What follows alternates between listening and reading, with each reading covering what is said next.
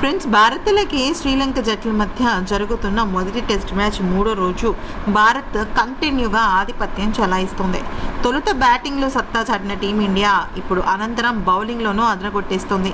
భారత బౌలర్లు రాణించడంతో శ్రీలంక తమ తొలి ఇన్నింగ్స్లో 284 పరుగులకు ఆల్అౌట్ అయిపోయింది.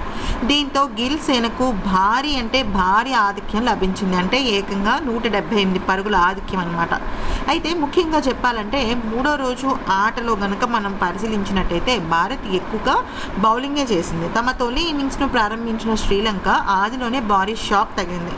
ఓపెనర్ నిషాన్ ఫెర్నాండెను మొదటి ఓవర్లోనే పేసర్ సిరాజ్ క్లీన్ బౌల్డ్ అయితే చేశాడు. ఆ తర్వాత భారత స్పిన్నర్లు రంగంలోకి దిగారు. మానవ్ సుతార్, కుల్దీప్, జడేజాలతో కూడిన స్పిన్ త్రయం శ్రీలంక బ్యాటర్లను ముప్పతిప్పులు పెట్టారన్నమాట. దీంతో ఆతిథ్య జట్టు కేవలం 90 పరుగులకే 5 వికెట్లు కోల్పోయి పీకెల్లోతు కష్టాల్లో పడింది. ఈ సమయంలో శ్రీలంక జట్టును సోనల్ దినుషా, నిరూషన్ డీక్వెల్ల అద్భుతమైన ఇన్నింగ్స్తో ఆదుకున్నారు. అయితే దినుషా ఏకంగా 167 బంతుల్లోనే సెంచరీ పూర్తి చేశాడు.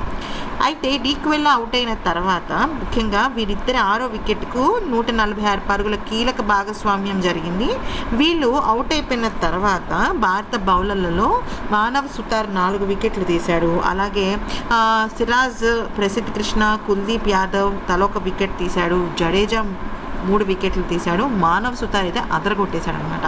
సో ప్రతికూలమైన వాతావరణం కారణంగా మూడో రోజు ఆట 13 ఓవర్ల ముందే ముగిసిపోయింది. మంగళవారం 4వ రోజు ఆట 15 నిమిషాల ముందు ప్రారంభం కాబోతుంది. ఎందుకంటే ఈరోజు ల్యాగ్ని కవర్ చేయడం కోసం.